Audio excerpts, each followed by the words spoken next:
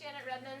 I'm the co-director of the Sustainable Energy and Economy Network here at IPS at the Institute for Policy Studies. And welcome to IPS. If you haven't been here before, I encourage you to stick around and check out some of the publications, look at the mural of our history on the wall, and talk to some of the staff about their work. And if you have been here before, welcome back. I wanted to give you a little bit of logistics quickly. You're welcome to come and help yourself to snacks. It might be the best thing to do, go around outside and come back in again. This whole floor is ours. And the bathrooms are in the hallway right here and also by the elevators. I also wanted to thank all the co-sponsoring organizations, and there are a whole bunch of them. So Corporate Accountability International, Food and Water Watch, Friends of the Earth US, the Heinrich Böll Foundation, the Institute for Agriculture and Trade Policy, Marino Office for Global Concerns, and Public Citizens. So thanks to all those folks for being a part of making this happen.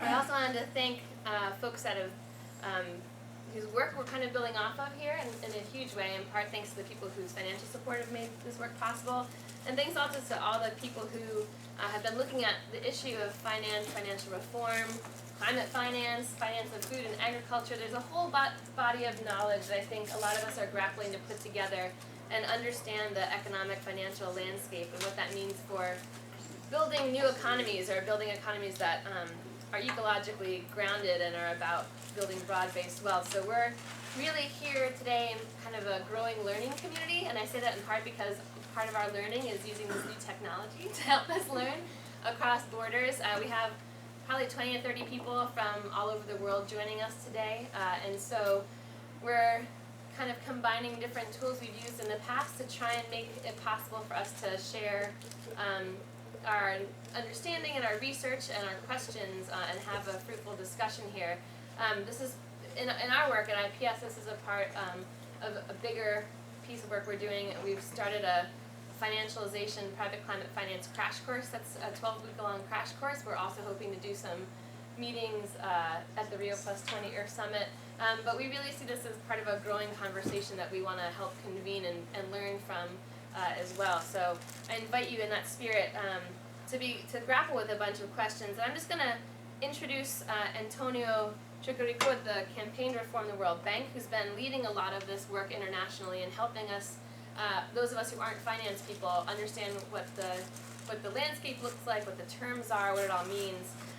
But I think, when I think about this and try to boil it down into average people terms, we're really trying to answer the question about whether determining a price for nature is the best way to arrange management of natural resources. For me, that's kind of what gets at the guts of this. Is it good or bad, or is it not that easy to say it's good or bad and you have to find something in the middle? So we're really hoping today to provoke a discussion and a debate about this. We're not necessarily coming here to find the answer or do a strategy session. We really are hoping to have an exchange. So in that spirit, well, before I tee it off, I actually want to just give a shout out to people who are online and can hear me talking but maybe can see me. We are going to be, because of the different kinds of technology we're using, we have people phoning in on the computer. I think that's right Noel?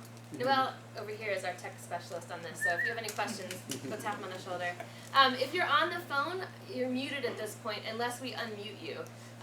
And we're not going to unmute everyone because then there's horrible reverb and it all goes haywire. So what we'd ask you to do is, if you're online, to raise your virtual little hand in that program. We're going to take staff when the discussion begins after the presentations, and then we'll go through the room and online and have people unmuted individually, and that way hopefully we'll have a discussion and comments, but we won't have mayhem with horrible reverb.